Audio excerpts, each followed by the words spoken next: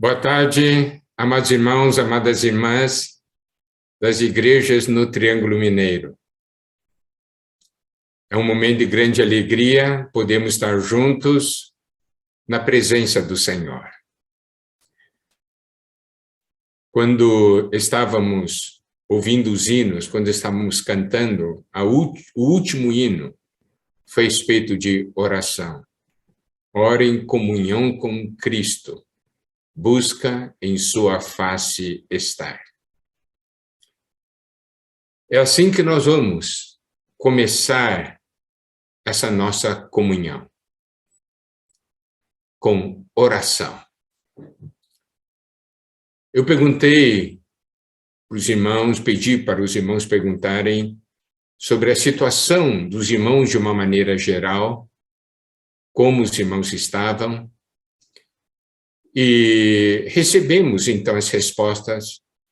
Nós soubemos que há irmãos passando grandes dificuldades, há irmãos que estão bem, não estão passando dificuldades, tem irmãos que estão mais afastados, tem irmãos que continuam fervorosos. Então, buscando diante de Deus, perguntando, Senhor, como nós vamos ter a comunhão, como nós vamos compartilhar sua palavra. Então, o Senhor nos deu uma palavra para nós começarmos lá de baixo, para pegar os irmãos que estão lá embaixo, os irmãos que estão derrubados, tristes, sem forças, e a partir daí conduzir a todos até o alto. E é baseado nesse sentimento e também diante do Senhor. Isso é muito importante. Meu desejo, amados irmãos, amadas irmãs, que você agora que está em casa, acompanhando essa comunhão, você esteja diante do Senhor em espírito. Porque nós vamos começar a compartilhar com uma oração, e essa oração é o Salmo 143. Essa oração possui dentro de si experiências de grande valor.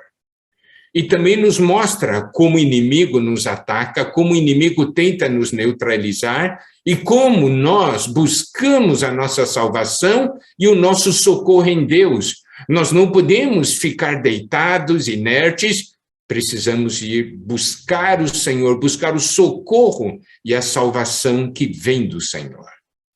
Então, Salmo 143, versículos 1 e 2.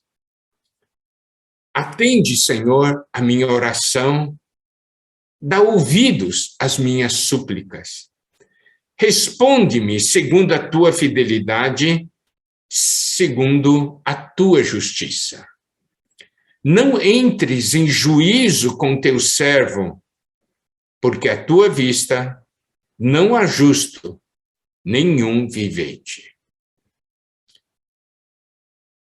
Essas palavras desses dois primeiros versículos são palavras de uma oração. E aqui nos mostra que existe um clamor, aqui diz, atende, Senhor, a minha oração, dá ouvidos às minhas súplicas. Aqui o salmista sabia, eu tenho que clamar a Deus. Deus tem que me ouvir. Se Deus não me ouvir, estarei perdido. Olha esse coração de desespero. Ele estava ciente da sua condição e por isso estava desesperado. O grande problema é quando nós não temos consciência da nossa situação, mesmo que estejamos numa situação ruim, e nós não estamos desesperados pela nossa condição. Mas aqui o salmista, que é Davi, ele clama a Deus, ele diz, atende, Senhor, a minha oração. E aqui diz, dá ouvido às minhas súplicas. E ele diz, responde-me. Você sabe, Deus sempre responde a oração. Só que a oração de Deus tem sim e tem não. Mas Deus sempre responde. Ele queria uma resposta de Deus. Quando Deus responde sim, claro, nós ficamos alegres, mas quando Deus responde não, também devemos ficar alegres, por quê? Porque o não de Deus é sempre para o nosso bem. E ele diz, responde-me segundo a tua fidelidade, segundo a tua justiça. Ele está dizendo aqui, Senhor, eu quero que você me responda baseado no que tu és. É segundo a tua fidelidade, a tua justiça. Não responda, Senhor, segundo eu sou. Eu não tenho fidelidade, eu não tenho justiça. E aqui diz, no versículo 2, não entres em juízo com teu servo, porque à tua vista não há justo nenhum vivente. Senhor, não me trate segundo os meus atos, segundo o que eu sou. Por quê? Não entre em juízo comigo, em disputa comigo, porque realmente aos seus olhos não há um justo sequer. Senhor, eu quero que você me atenda e me responda segundo a tua fidelidade, é segundo a sua misericórdia, segundo a sua justiça. E nós sabemos que na obra da redenção, Cristo se tornou a nossa justiça. Senhor, responda-me segundo o que tu és. Não responda-me segundo eu sou. Sabemos que Deus é amor, Deus é misericórdia, Deus é justiça. Aqui dentro dessa oração de Davi nós temos muitas lições.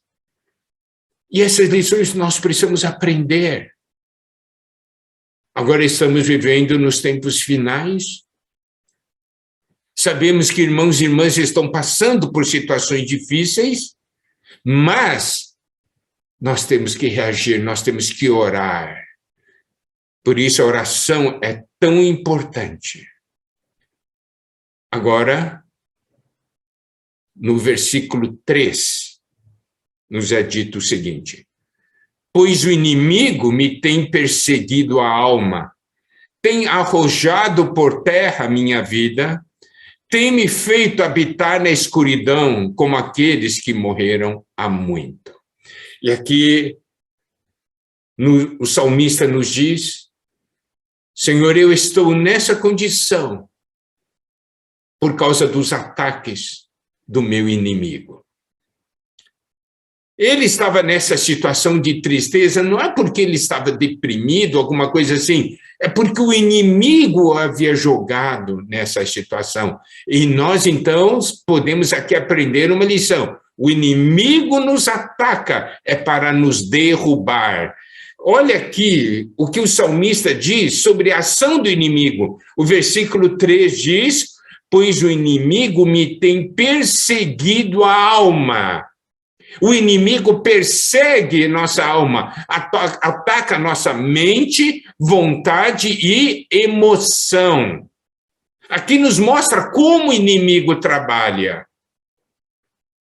Amado irmão, amada irmã, como está sua mente, vontade e emoção? O inimigo ataca a nossa alma. Por isso, nós precisamos nos refugiar no Espírito. Por isso que nós precisamos usar o nosso Espírito. Mas aqui nos mostra a ação do inimigo. Ele diz, o inimigo me tem perseguido a alma. Então, imagina o sofrimento dele. Amado irmão, amada irmã, Deus conhece o seu sofrimento porque ele vê o inimigo atacando sua mente, sua vontade e sua emoção. Sua mente é uma mente confusa, tantos conflitos, você acaba pensando num montão de coisas inadequadas. E a sua vontade, ele anula a sua vontade de buscar a Deus, de se aproximar do Senhor, de buscar a Deus. E a sua emoção, então, cheio de perturbações, angústias, conflitos, tristezas. E o seu amor para com o Senhor esfria. Olha, isso é ação do inimigo. Nós precisamos saber como nosso inimigo ataca. Então, ele vai sempre atacar nossa alma, nossa mente, vontade e emoção. E ainda mais, esse versículo 3 diz, tem arrojado por terra a minha vida. Isso quer dizer o quê? Eu sinto que eu fui jogado lá embaixo, que eu fui derrubado. Aqui diz, tem arrojado por terra a minha vida. Eu me sinto lá embaixo, derrubado. Algumas vezes perguntamos para algum irmão, alguma irmã, irmã, como você está? Estou derrubado. Isso é ação do inimigo. Nós não podemos nos conformar. Preste atenção, o inimigo age sobre nós, mas Deus também age sobre nós. O que nós não podemos é ficarmos sujeitos à ação do inimigo e não permitirmos que Deus haja sobre nós. Nós somos influenciados pela ação do inimigo e não sermos influenciados pela ação de Deus. Então aqui diz, tem arrojado por terra a minha vida, e ainda mais, aqui diz, tem me feito habitar na escuridão. Então, perguntamos aí para os irmãos, como você está? Estou derrubado, estou na escuridão. E ainda mais, esse versículo 3 diz, como aqueles que morreram há muito, estou como um morto. Está vendo como é que o inimigo trabalha? Ele ataca você, ele ataca a mim, e ele quer exatamente fazer isso conosco. Ele vem nos atacar, ataca nossa mente, vontade, emoção, nos derruba, nos joga nas trevas e nos deixa como mortos. Isso é o que o versículo 3 nos mostra. Aí você entende por que então o salmista ora a Deus, porque ele tem uma reação, atende. Então a sua oração no início diz, atende, Senhor, a minha oração, dá ouvido às minhas súplicas, responde-me segundo a tua fidelidade, segundo a tua justiça, não entres em juízo com teu servo, porque à tua vista não há justo nenhum vivente. Então o inimigo faz isso. O Senhor Jesus já havia dito no Evangelho de João, capítulo 10, versículo 10. Ele já havia dito, o ladrão vem somente para roubar, matar e destruir.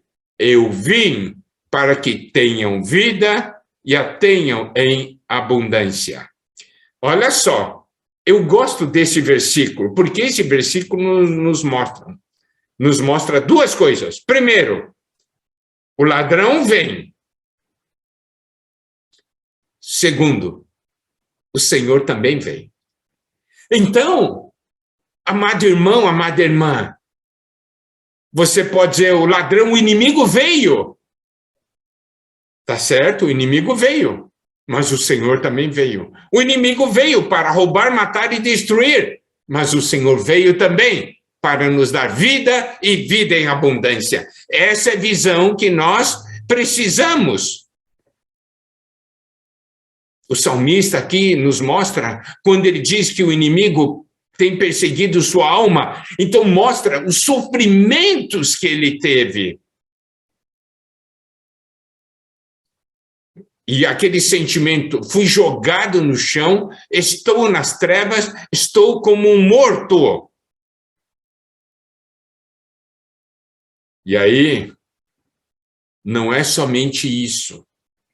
No versículo 4 de Salmo 143, nos diz, por isso, dentro de mim, esmorece meu espírito e o coração se vê turbado. O que isso quer dizer? Esmorece. Esmorece significa enfraquece. Então, eu sinto que estou me enfraquecendo espiritualmente. Estou ficando cada vez mais fraco. Estou a ponto já de desmaiar por causa da situação do ataque do inimigo. E aqui diz, e o meu coração se vê turbado, atordoado, aterrorizado. Meu coração não tem paz.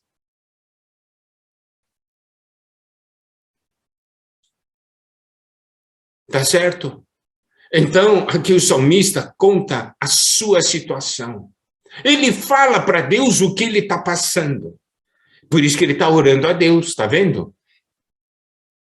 Daí o versículo 5, que diz, lembro-me dos dias de outrora, penso em todos os teus feitos e considero nas obras de tuas mãos.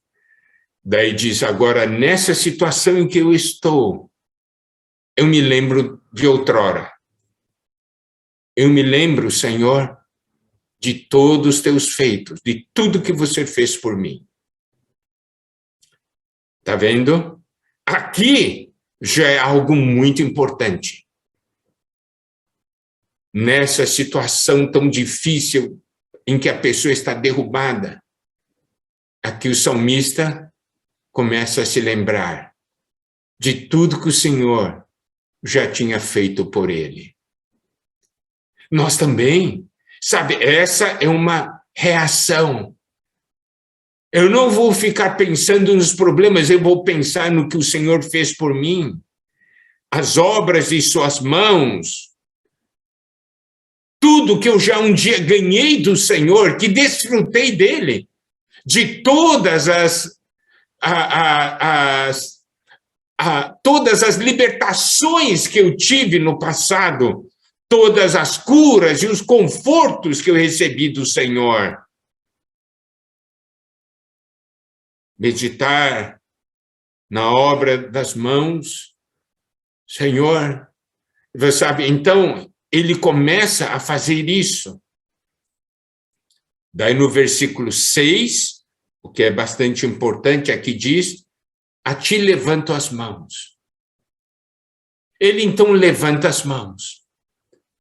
A minha alma anseia por ti como terra sedenta. E é nessa situação, ele tem esse coração de busca, esse desespero.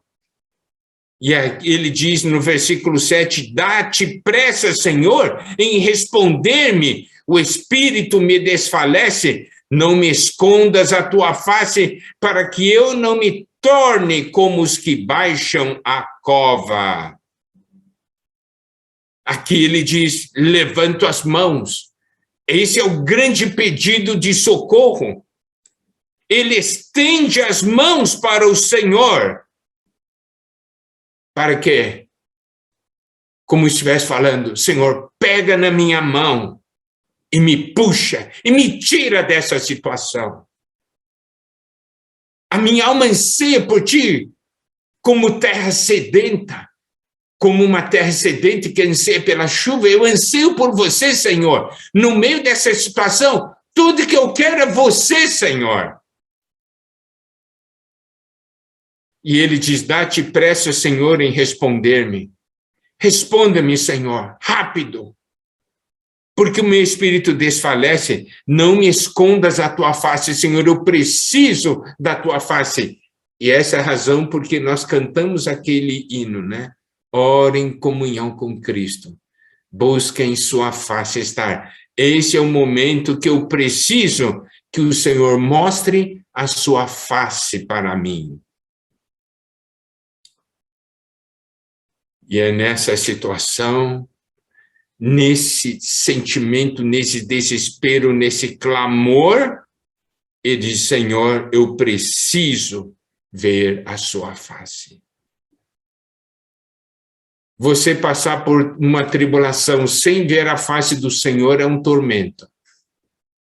Mas se você passa pela tribulação e você vê a face do Senhor, você recebe consolo e força.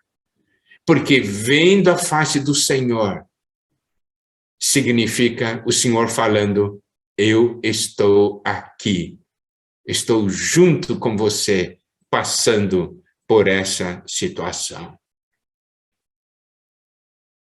Você sabe, o apóstolo Paulo, ele passou por tantas situações na sua vida, não é? Quanto sofrimento, quanta perseguição. E isso fez com que ele pudesse falar o que está em Romanos 8, versículos 31 e 32, que diz: que diremos, pois, à vista dessas coisas? Se Deus é por nós, quem será contra nós? Aquele que não poupou seu próprio filho, antes por todos nós o entregou, porventura não nos dará graciosamente com ele todas as coisas? Paulo diz: se Deus é por nós, quem será contra nós? E ele sabe que Deus é por nós. Paulo sabia disso. Por quê? Porque Deus não poupou o seu próprio filho, mas entregou o seu próprio filho por nós. Como esse Deus não vai ser por nós? Esse nosso Deus vai ser contra nós? Não vai.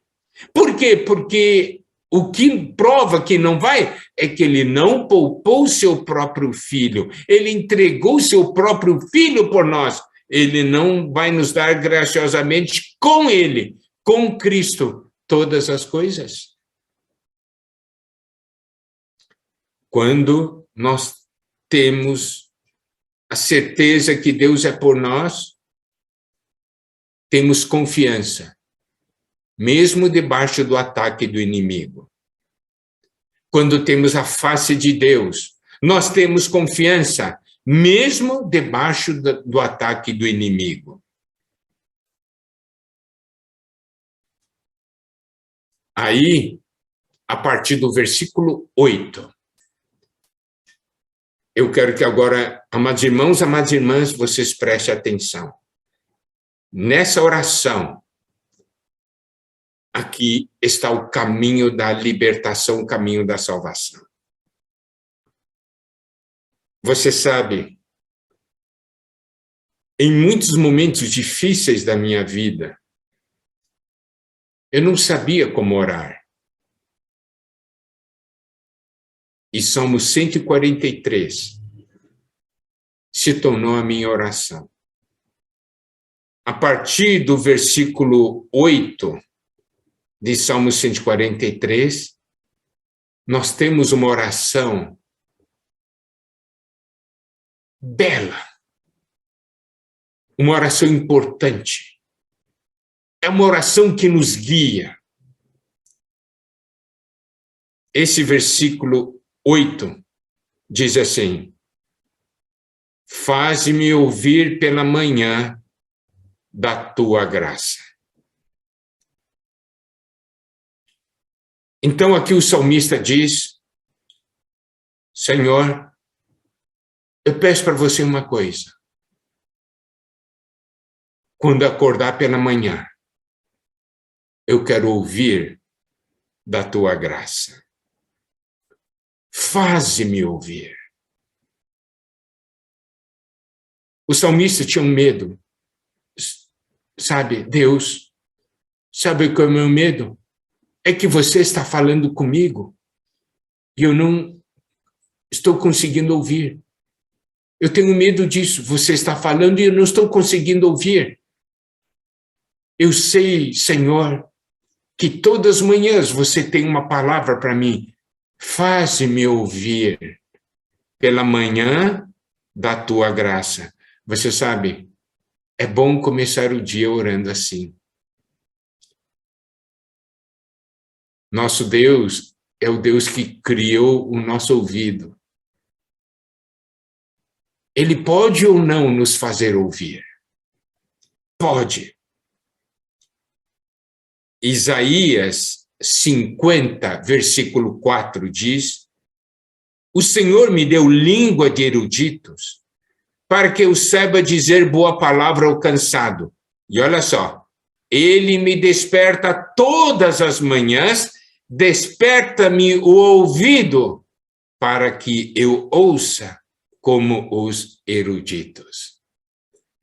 Precisamos pedir, Senhor, desperta meus ouvidos pela manhã, faze-me ouvir pela manhã da tua graça, da tua misericórdia, da sua bondade.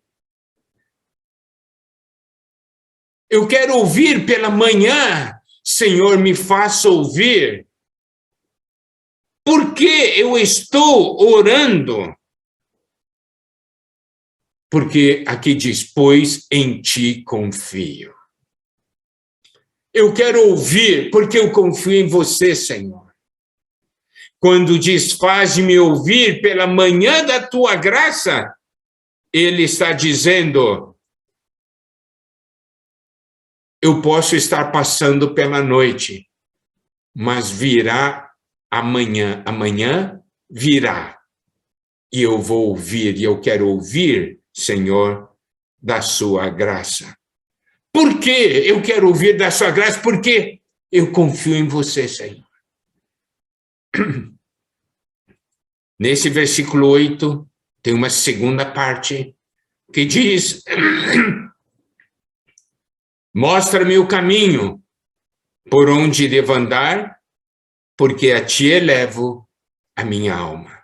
Ele não diz somente, faz-me ouvir pela manhã da tua graça, ele também diz, mostra-me o caminho por onde andar. Ele está dizendo, eu não preciso, Senhor, eu preciso do seu amor, eu preciso da sua bondade, eu preciso ouvir da sua graça, mas eu também preciso da sua orientação. Eu preciso que você mostre para mim o caminho por onde andar. O caminho por onde devo andar. Mostra-me o caminho, Senhor. E ainda mais, ele diz, porque a ti elevo a minha alma. E aqui nós temos algo muito importante. Ele diz, porque a ti eleva a minha alma. Aqui nós vemos o quê? Que ele comece a exercitar o seu espírito, para que a sua alma não fique no plano terrenal, mas a sua alma seja elevada para o alto. Por isso diz, porque a ti elevo a minha alma.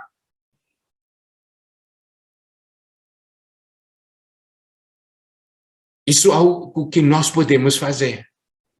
Entende? Quando exercitamos o Espírito, o exercício do Espírito faz com que nós elevemos a nossa alma, nós levemos a nossa alma para o alto.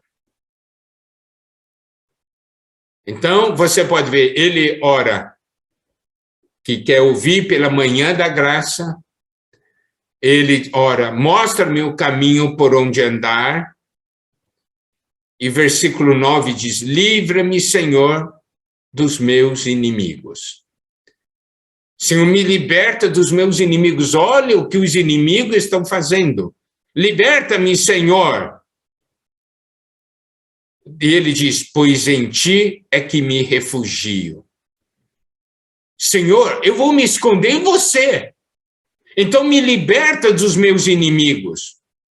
Eu não tenho como me defender, mas você é a minha defesa. Você é o meu refúgio. Eu quero me esconder em você, Senhor. E a oração continua. Ensina-me a fazer a tua vontade, pois tu és o meu Deus.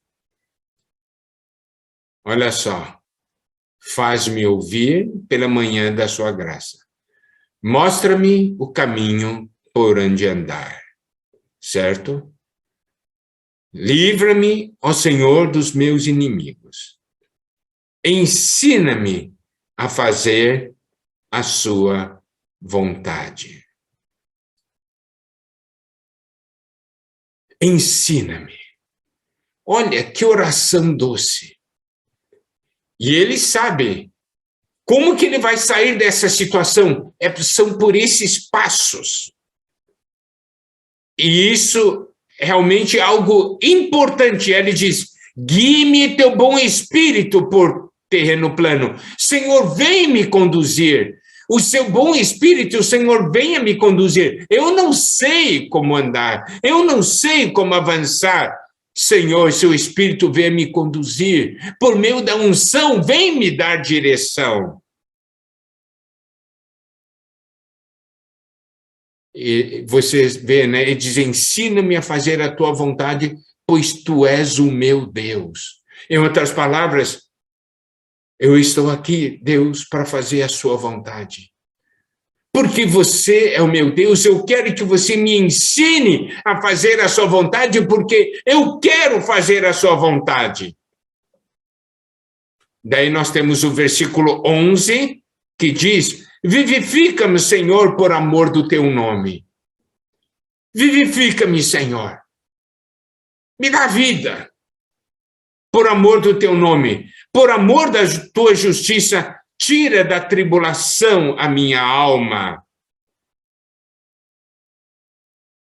Senhor, por amor do seu nome, por amor da sua justiça, tira, Senhor, da tribulação a minha alma. Me salva disto, me resgata, para que todos possam ver o seu poder, não é?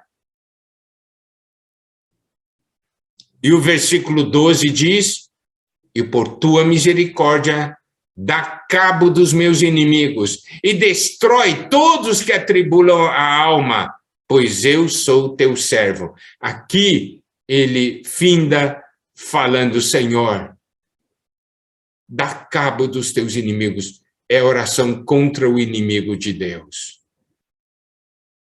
Daí a conclusão, ele diz, pois eu sou teu servo. Em outras palavras, Senhor, me liberta de tudo isso, porque eu sou seu servo. Minha função é servir a ti, Senhor. É fazer a sua vontade.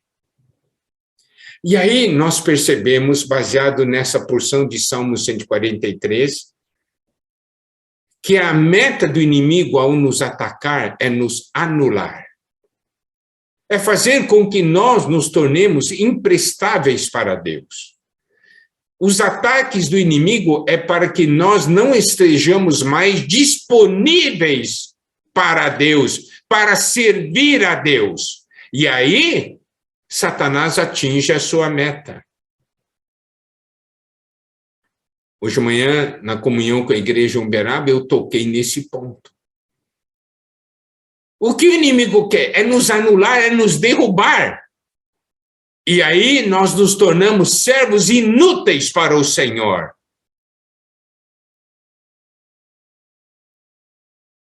Por isso que o salmista diz, para o Senhor destruir inimigo, diz, porque eu sou teu servo.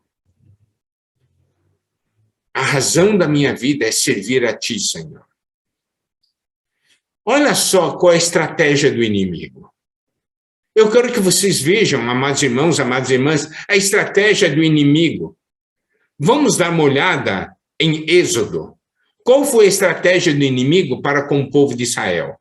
Êxodo, capítulo 1, versículo 7, diz, mas os filhos de Israel foram fecundos e aumentaram muito, e se multiplicaram, e grandemente se fortaleceram, de maneira que a terra se encheu deles. Vocês se lembram de Gênesis 1, 28, né? Quando o Senhor abençoa Adão e Eva, de sede fecundo, multiplicáveis, enchei a terra e sujeitai-a. Isso está em Gênesis 1, 28. Aqui nos mostra que o povo de Israel, os filhos de Israel foram fecundos, aumentaram, multiplicaram, grandemente se fortaleceram e eles encheram a terra. Mas eles não subjugaram a terra. Por quê? Porque o inimigo os subjugou. Êxodo 1:11 diz, e os egípcios puseram sobre eles feitores de obras para os afligirem com suas cargas. E os israelitas edificaram a Faraó as cidades celeiros, Pitom e Ramessés. Olha só qual é a estratégia do inimigo.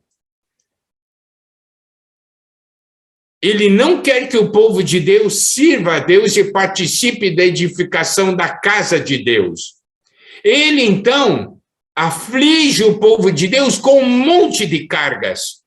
Joga um montão de problemas, de cargas, de tal forma que o povo de Deus se sente sobrecarregado, tem tantos problemas, tantas coisas. E no final, os israelitas não edificaram para Deus, edificaram para Faraó as cidades celeiros. Está vendo? Essa é a estratégia do inimigo, e ele usa essa estratégia até hoje. Amado irmão, amada irmã, nós podemos estar em situação difícil, nós vimos a reação do salmista, a oração dele, é um caminho para nós. Agora, se nós ficarmos parados ali, nós vamos ser enganados pelo inimigo. Por isso que agora começamos a tocar essa parte. Davi orou, Salmo 143, eu oro assim porque eu sou seu servo. A minha função aqui é fazer a sua vontade, andar no seu caminho. E olha o que o inimigo fez, não é? Exatamente isso aí. Fiz o povo de Israel, o povo de Deus, edificar para Faraó. E é isso que o inimigo hoje quer fazer, fazer com que seu tempo seja para edificação de Faraó e não para edificação de Deus. Olha só em Êxodo 5, versículos 6 a 8. Naquele mesmo dia, pois, deu ordem Faraó aos superintendentes do povo e aos seus capatazes, dizendo, daqui em diante, não torneis a dar palha ao povo para fazer tijolos como antes, eles mesmos vão e ajuntem para si a palha, e exigireis deles a mesma conta de tijolos que antes faziam, nada diminuireis dela, estão ociosos e por isso clamam, vamos e sacrifiquemos ao nosso Deus. Nós sabemos que quando Moisés e Arão foram falar com o Faraó fez isso. Esse povo quer ir servir a Deus, estão me servindo. Quer servir a Deus? Então é porque está sobrando tempo. Então deixa de fornecer a palha que precisam e exija a mesma quantidade de tijolos. Não é assim? Quando você tem um coração de servir ao Senhor, daí parece que os problemas aumentam. E aí você fica com um conceito equivocado. Qual é o conceito equivocado? Se eu começo a servir a Deus, a minha situação vai piorar. É exatamente isso aí, é o que o inimigo faz. Os irmãos compreenderam? O inimigo não quer que nós sirvamos a Deus. E aí nós ficamos todos parados ali, estacionados, debaixo da opressão, edificando coisas para o mundo, para Faraó, e deixemos a edificação da casa de Deus de lado. Em Lucas 14, 16 a 20, nós temos a parábola da grande ceia. Eu só vou ler um trecho. Ele, porém, respondeu, certo homem deu uma grande ceia e convidou muitos. À hora da ceia, enviou seu servo para avisar os convidados, vinde, porque tudo já está preparado. Não obstante, todos, a uma, começaram a excusar-se. Disse o primeiro, comprei um campo e preciso ir vê-lo. Rogo-te que me tenhas por excusado. Outro disse, comprei 5 juntas de bois e eu vou experimentá-las. Rogo-te que me tenhas por excusado. O outro disse, casei-me e por isso não posso ir. Aqui nós vemos o Senhor preparando uma grande ceia. Você sabe, amados irmãos, amadas irmãs, cada reunião da igreja é uma grande ceia. É uma festa a qual o Senhor nos convida. O Senhor nos convida para essa festa para juntos desfrutarmos das suas riquezas. Então, quando Ele convida, todo mundo aqui tem uma desculpa. Eu comprei um campo, preciso primeiro vê-lo. Eu comprei 5 juntas de bois, vou experimentá-la. Me desculpa. Outro, casei-me, por isso não posso ir. Isso quer dizer o quê? Isso quer dizer que o inimigo cria outras coisas para nos envolver, para que nós deixemos as coisas de Deus de lado. Isso está na estratégia do inimigo para os tempos finais. Lucas 17, versículos 26 a 30, nos diz: assim como foi nos dias de Noé, olha só, será também nos dias do Filho do Homem. Aqui nos mostra que no final dos tempos, algumas coisas irão acontecer. Assim como foi nos dias de Noé, será também nos dias do Filho do Homem. Comiam, bebiam, casavam e davam-se em casamento, até o dia em que Noé entrou na arca e veio o dilúvio e destruiu a todos. O mesmo aconteceu nos dias de Ló. Comiam, bebiam, compravam, vendiam, plantavam e edificavam. Mas no dia em que Ló saiu de Sodoma, choveu do céu fogo e enxofre e destruiu a todos. Assim será no dia em que o Filho do Homem se manifestar. Então, aqui a palavra de Deus nos diz o seguinte: no final dos tempos, o inimigo vai fazer e vai atuar de tal modo que, quando nós somos convidados para as coisas de Deus, nós damos prioridade para outras coisas. Olha só, na parábola da grande ceia, diz: eu comprei o campo, eu preciso ver o campo. Ele não poderia participar primeiramente da ceia e depois ver o campo? Aquele que deu aquela desculpa: comprei 5 juntas de bois, eu vou experimentá-las, não poderia primeiramente ir para a ceia, para a festa, e depois experimentar os bois? Aquele que falou: casei-me, por isso não posso ir, agora tenho que cuidar da minha esposa, agora tenho que cuidar do meu marido, não poderia primeiramente participar da ceia e depois cuidar da sua casa? E olha só, essas desculpas que estão aqui nessa parábola da ceia, estão nessa porção de Lucas 17. Comiam, bebiam, casavam e davam-se em casamento, comiam, bebiam, compravam, vendiam, plantavam e edificavam.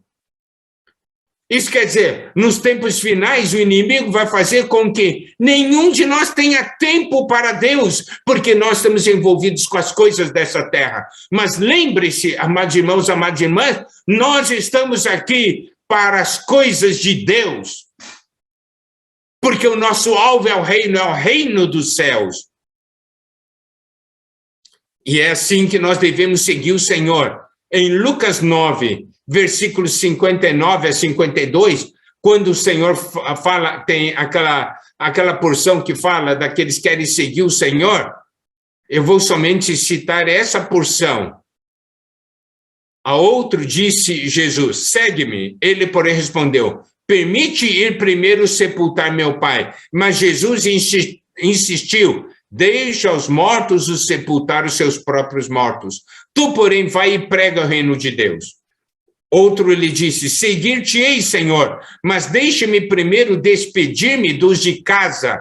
Mas Jesus lhe replicou: ninguém que tendo posto a mão no arado olha para trás é apto para o reino de Deus. Então nós podemos ver, o Senhor nesses 2 casos chamou: segue-me. Mas olha só a resposta dos 2. Tudo fala: permite-me ir primeiro. O outro disse: mas deixa-me primeiro. Quer dizer, em primeiro lugar estão outras coisas. Seguir a Deus vem depois. Essa é a estratégia do inimigo. Nós achamos que nós não temos tempo para o Senhor e faz com que o Senhor deixe de ser a prioridade.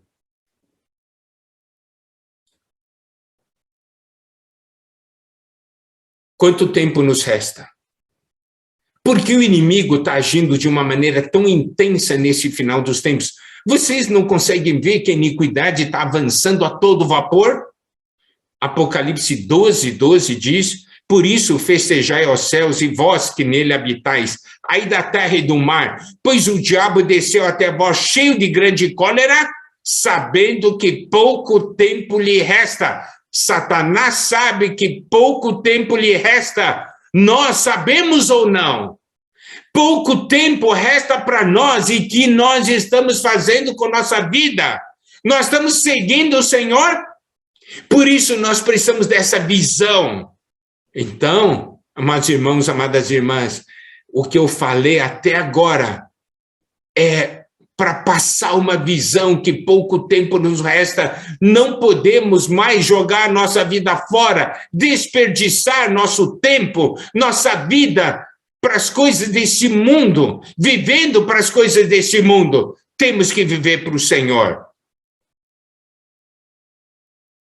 Você pode dizer, mas eu ainda tenho muito sonho, eu quero ganhar ainda muita coisa nessa terra. E eu quero dizer uma coisa, e o que o Senhor preparou, você já ganhou tudo? Você acha que as bênçãos de Deus se resumem a isso que você tem? Você não percebe que Deus tem muito mais bênçãos, muito mais promessas? Você fica olhando, eu ainda não ganhei, eu ainda não conquistei essas coisas do mundo. Por que você não olha o que você ainda não conquistou nas coisas de Deus? Quando você fica olhando para as coisas desse mundo, você para. Mas quando você olha o que falta para conquistar nas coisas de Deus, você avança. Você corre para o reino. Por isso que nós vamos para Filipenses capítulo 3, versículos 12 a 16. Paulo diz, não que tenha já recebido ou tenha já obtido a perfeição. Não. Não que eu tenha já recebido ou tenha já obtido a perfeição. Significa, eu não ganhei tudo ainda. Ganhei só uma parte, mas ele diz, mas prossigo para conquistar aquilo para o que também foi conquistado por Cristo Jesus. Paulo está falando, um dia Cristo me conquistou. Me conquistou porque ele quer me dar algo. Ele quer que eu conquiste algo. Conquiste o que é de verdadeiro, o que é verdadeiro, o que de real valor. Eu não recebi ainda, mas eu prossigo, eu avanço para conquistar. Aí o versículo 13 de Filipenses 3 diz, irmãos, quanto a mim, não julgo havê-lo alcançado, mas uma coisa faço, esquecendo-me das coisas que para trás ficam e avançando para as que diante de mim estão.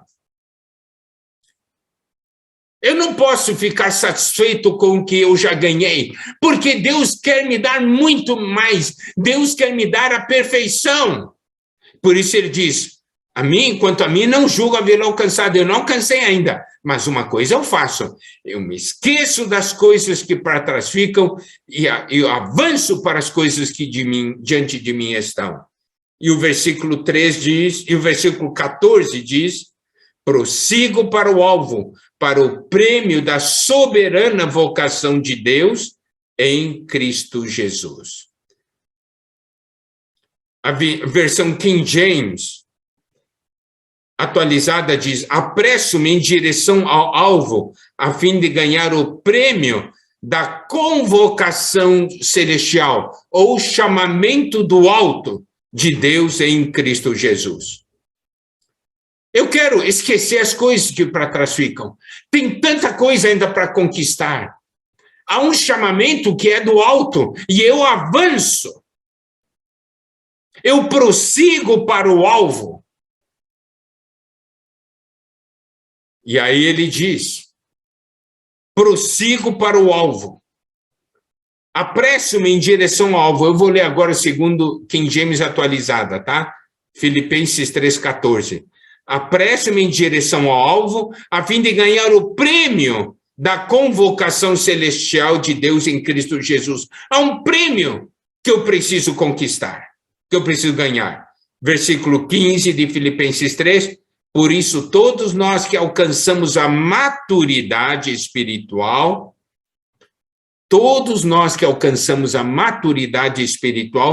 devemos pensar dessa maneira. Porém, se algum aspecto pensais de forma diferente, também quanto a isso Deus vos esclarecerá. Então, Paulo diz, quem tem maturidade espiritual pensa dessa maneira. pensa de que maneira? Eu não ganhei tudo. Eu esqueço as coisas que para trás ficam e eu vou conquistar as coisas que diante de mim estão. Tá certo? Quem tem maturidade pensa dessa maneira. Aqui ele diz, se algum aspecto pensar de forma diferente, também quanto a isso Deus vos esclarecerá. Deus um dia vai mostrar para vocês. Filipenses 3,16. Todavia, andemos de acordo com o que já alcançamos. A versão King James atualizada diz, contudo, caminhemos na medida da perfeição que já atingimos. Isso quer dizer o quê?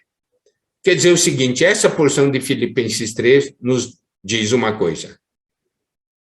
Busque o que você ainda não ganhou e viva o que você já ganhou. Eu havia compartilhado com as irmãs, né? Que o nosso problema é que nós queremos viver o que ainda não ganhamos e não vivemos o que nós ganhamos. Nossa função é avançar. Avançar. Porque existe algo que Deus quer, que é a edificação da sua casa. E nós, como membros do corpo de Cristo, estamos nessa terra, é para esse fim, a edificação do corpo de Cristo, não edificação das cidades celeiros do faraó, é a edificação da casa de Deus, que é a razão da nossa vida. Agora, eu vou ler para vocês uma série de versículos ligados à edificação. A nossa função, a nossa participação, a nossa porção na edificação. Tá? Eu vou citar uma série de versículos, eu vou ler para os irmãos. Romanos 14, versículo 19. Assim, pois, seguimos as coisas da paz e também as da edificação de uns para com os outros. Você sabe, edificação quer dizer o quê? É um viver coletivo. Se eu viver uma vida individual, uma vida espiritual individual, eu nunca serei edificado com os irmãos. Então aqui diz, assim, pois, seguimos as coisas da paz e também as da edificação de uns para com os outros. Qual é o nosso relacionamento, amados irmãos, amadas irmãs? É um relacionamento de paz e edificação. Romanos 15, 2. Portanto, cada um de nós agrade ao próximo no que é bom para edificação. Então, no meu relacionamento com irmãos e irmãs, eu sempre devo pensar, o que eu fizer agora será ou não bom para edificação? Certo? 1 Coríntios 14, versículo 12. Assim também vós, visto que desejais dons espirituais, procurai progredir para a edificação da igreja. Você vê? Se desejamos dons para nós funcionarmos, para nós progredirmos, esse progresso é para a edificação da igreja. 2 Coríntios 10, versículo 8. Porque se eu me gloriar um pouco mais a respeito da nossa autoridade, a qual o Senhor nos conferiu para edificação e não para destruição vossa, não me envergonharei. Isso mostra o quê? Se Deus nos dá alguma autoridade, alguma missão, algum poder, é para edificação e não para destruição. 2 Coríntios 12, versículo 19. Há muito pensais que nos estamos desculpando convosco. falamos em Cristo perante Deus, e tudo, ó amados, para a vossa edificação. Então, a palavra que nós falamos é para edificação. Efésios 4, 11 e 12, versículos muito conhecidos. E ele mesmo concedeu uns para apóstolos, outros para profetas, outros para evangelistas e outros para pastores e mestres, com vistas ao aperfeiçoamento dos santos, para o desempenho do ministério, para a edificação do corpo de Cristo. Efésios 4, versículos 15 e 16. Mas seguindo a verdade e amor, cresçamos em tudo naquele que é a cabeça Cristo, de quem todo o corpo, bem ajustado e consolidado pelo auxílio de toda junta, segundo a justa cooperação de cada parte, efetua o seu próprio aumento para a edificação de si mesmo em amor. Amado irmão, amada irmã, você é um membro do corpo de Cristo. Então, nós devemos crescer naquele que é a cabeça Cristo, e aqui fala de um corpo bem ajustado, consolidado, e ajusta pelo auxílio de toda a junta, segundo a justa cooperação de cada parte. Isso quer dizer o quê? Olha a sua importância na vida do corpo, a sua participação, o seu envolvimento. Resultado é que, então, esse corpo efetua seu próprio aumento para edificação de si mesmo em amor. Efésios 4, 29. Não saia da vossa boca nenhuma palavra torpe, e sim unicamente a que for boa para edificação, conforme a necessidade, e assim transmita graça aos que ouvem. Olha só a importância das suas palavras, daquilo que sai da sua boca, da minha boca. Não palavra torpe, mas a que for boa para edificação, conforme a necessidade de irmãos, necessidade da ocasião, e assim transmita graça aos que ouvem. E, finalmente, 1 Coríntios 14, 26. Que fazer, pois, irmãos, quando vos reunis, um tem salmo, outro doutrina, este traz revelação, aquele outra língua, e ainda outra interpretação. Seja tudo feito para edificação. Então, você olha, o nosso relacionamento, o nosso cuidado uns para com os outros é para gerar edificação. Seja tudo feito para edificação. Amado irmão, amada irmã, se você não convive mais com os irmãos, como é que você será edificado? Devido à pandemia, nós começamos reuniões via Zoom e alguns irmãos acostumaram. Ficar, claro, assistir a reunião via Zoom é bem mais confortável. Mas eu vou dizer uma coisa, reunião presencial é diferente. Ali existe uma presença do Espírito indescritível. Isso é importante. Apesar da gente não poder se abraçar, mas simplesmente um soquinho, já diz muita coisa. Poder ver o irmão face a face é muita coisa. Eu quero fazer uma pergunta. Se você não participar, você vai se tornar um vencedor? Lembre-se, Senhor Jesus, em Mateus 16, 18, ele disse: também eu te digo que tu és Pedro, e sobre esta pedra edificarei a minha igreja, e as portas do Hades e as portas do inferno não prevalecerão contra ela. O Senhor Jesus disse que ele edificaria a sua igreja, e isso é o que Cristo está fazendo hoje. E você é um membro do corpo de Cristo. Você está participando ou não? A palavra do Senhor hoje para você é: participe. Você pode estar lá embaixo, mas o Senhor vai te levantar. Há um caminho.